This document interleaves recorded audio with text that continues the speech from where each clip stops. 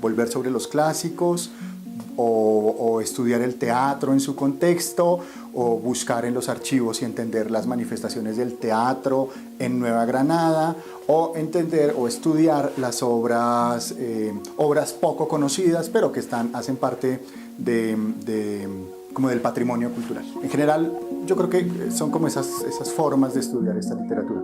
Yo soy Hugo Ramírez, profesor del Departamento de Literatura.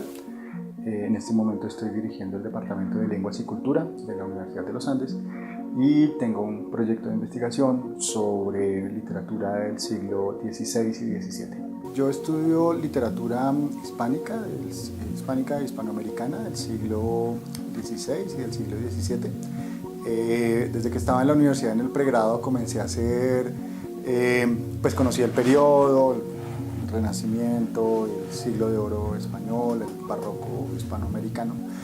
Y me gustó el periodo básicamente, primero porque hay como una gran mina, digamos, de cosas que no se han estudiado, por ejemplo, de obras literarias o de relaciones entre la literatura de un periodo y la cultura de ese periodo, o entre la literatura y otras manifestaciones artísticas de los siglos XVI y XVII. Sobre ese periodo, pues yo he escrito, por ejemplo, mi tesis doctoral fue sobre unas fiestas en la Ciudad de México entre 1519 y 1563, y allí la idea era como rastrear qué antecedentes tenía la actividad teatral en la Ciudad de México, en un sitio específico, lo que actualmente se llama el Zócalo de la Ciudad de México.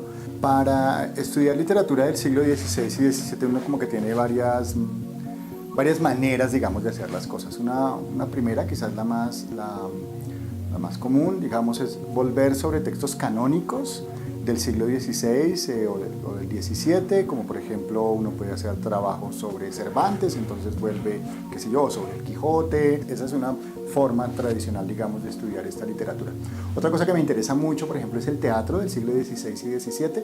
Entonces allí también la forma tradicional es vuelva sobre las obras, por ejemplo Lope o Calderón, y al estudiar las obras hay como dos maneras de analizarlas. Por un lado está el análisis de los argumentos, por decirlo de alguna manera, y por otro lado el análisis de la fiesta asociada con la puesta en escena.